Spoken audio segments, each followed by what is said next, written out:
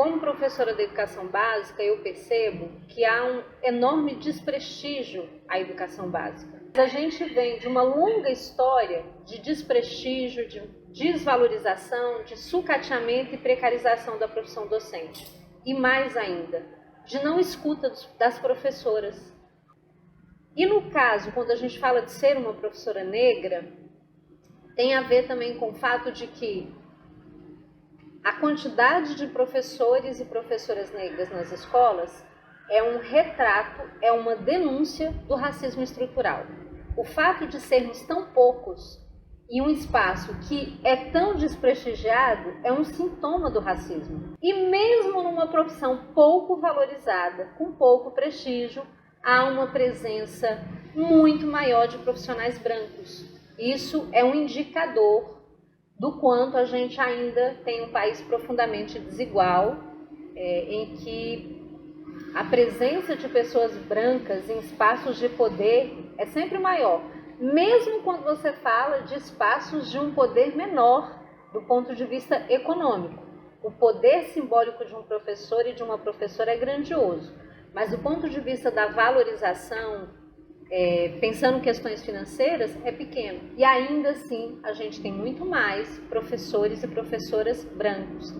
A gente sente uma vontade muito grande de falar sobre isso, inclusive porque ser professor negro, dentro de uma lógica do racismo estrutural, na escola, significa te colocar num lugar muito complexo, que é, primeiro, construir o seu próprio letramento racial para garantir a implementação da Lei 10.639, sendo você alguém a quem foi negado o letramento racial. Você tem que ter letramento racial para promover a aplicação dessa lei, e esse letramento racial lhe foi negado.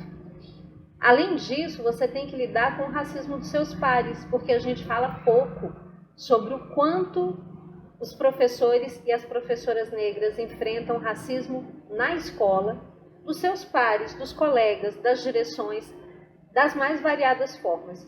Eu acho que eu não tenho um registro ao longo da minha vida profissional de mais de 30 anos, um ano em que eu não tenha sido obrigada a conviver com o que a Grada Quilomba chama de racismo cotidiano. A essa altura, já era para o mito da democracia racial ter sido superado.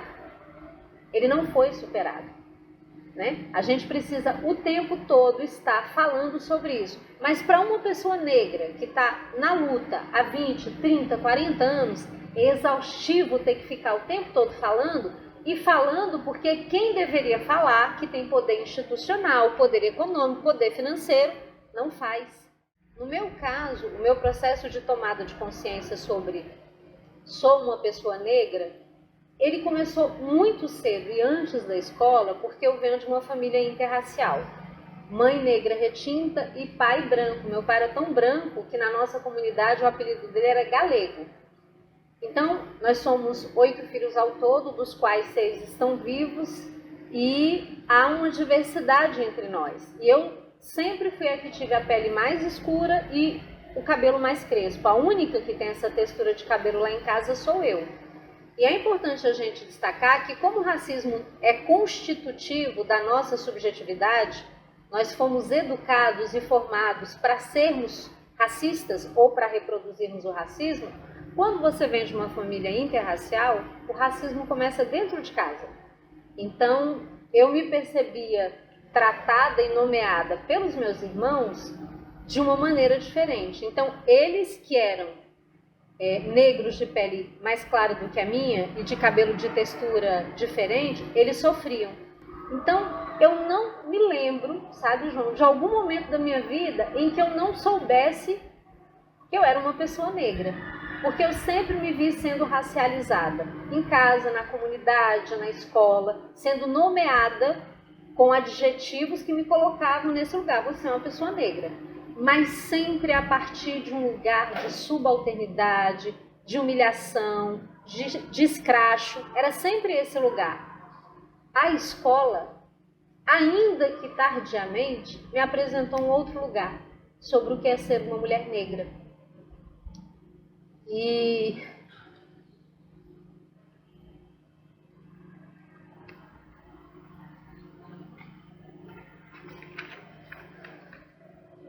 é difícil falar disso, porque eu penso no tamanho do estelionato que a gente sofreu. A gente sofre um roubo. A única palavra que a gente pode dizer é roubo, né? Tiram da gente a chance da gente se pensar a partir de um lugar que não seja esse lugar da dor, do sofrimento e da humilhação. E eu lembro que eu sempre fui uma professora muito curiosa, muito estudiosa, muito aplicada. E quando a lei foi aprovada, 10.639, eu entendi que eu tinha que cumprir a lei. Mas eu não conheço a minha história, eu não conheço a cultura africana, eu não conheço a história africana. Como é que eu ensinar uma coisa que não me ensinaram?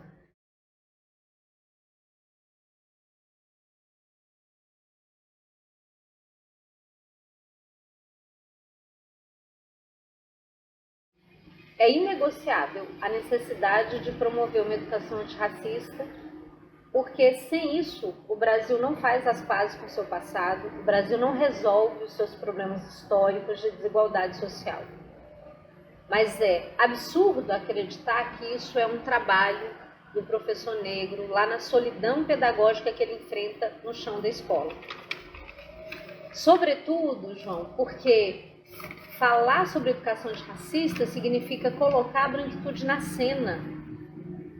E o que a gente vê é que professores negros têm que ocupar um lugar do herói solitário que vai dar conta de resolver uma estrutura racista onde há uma hegemonia de pessoas racistas e que não querem pensar o seu lugar de privilégio. Na minha interlocução com muitos profissionais da educação, eu percebo que o antirracismo está virando mais racismo, um racismo disfarçado, sabe?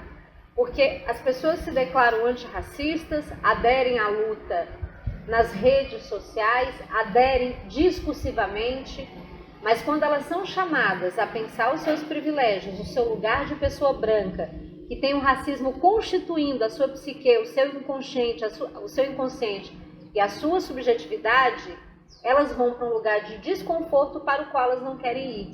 Não há antirracismo confortável para pessoas brancas.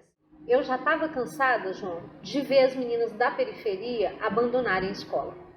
Ou porque engravidavam, ou porque se juntavam com alguém muito cedo.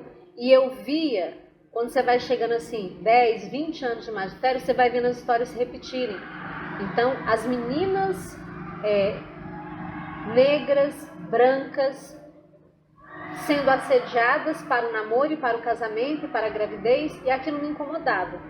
Eu fui olhando ao longo da minha trajetória como esse cenário foi se apresentando. Meninas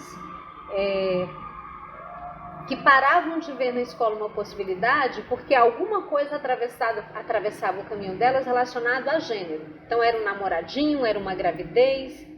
Isso foi me cansando, me machucando, me fazendo me sentir incomodada. Foi com esses elementos que eu criei o projeto Mulheres Inspiradoras.